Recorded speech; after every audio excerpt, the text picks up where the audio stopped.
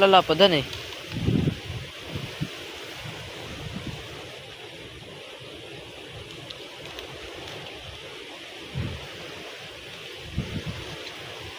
Yun na nga.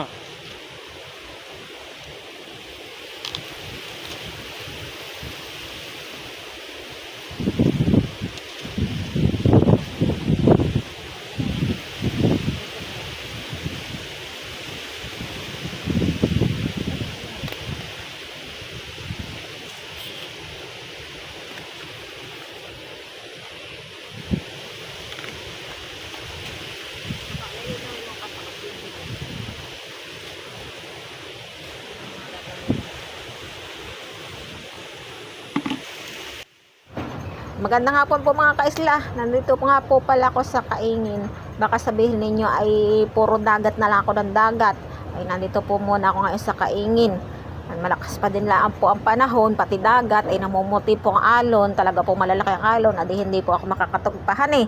Adi dito po muna ako sa Kaingin ni nanay. Ayan po, mag-aani po muna ako ng mustasa. Takin po ilalako sa barangay. Yan, inaani ko na po itong tanim ni nanay. At akin po pagbibili sa barangay. Si nanay nga po pala ay nasa barangay po. Siya po ay nakasali sa tupad. Ay susunduin po namin mamaya. Sila po ay nasa Talusan. Doon po sila nakaruta. Doon po sila gagawa. Ayan. Ito, malakas po ang hangin talaga. Ayan. Iya, nakakatuwa mag-ani ng mga mustasa, mga kaisla. Doon sobrang lapad naman po ng mga dahon. Maganda po ang lupa kaya malalapad po ang dahon. Yan po wala pang pataba ha. Lalo na po kung may patabahan po.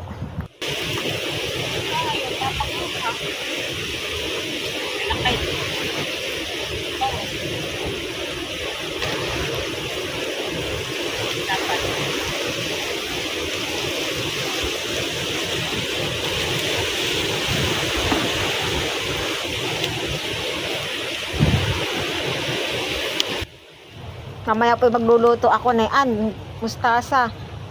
Ginatan po, lalahukan ko ng sardinas. Gagatan ko po, sarap po hani. Tapos ay mahalang-halang, sarap.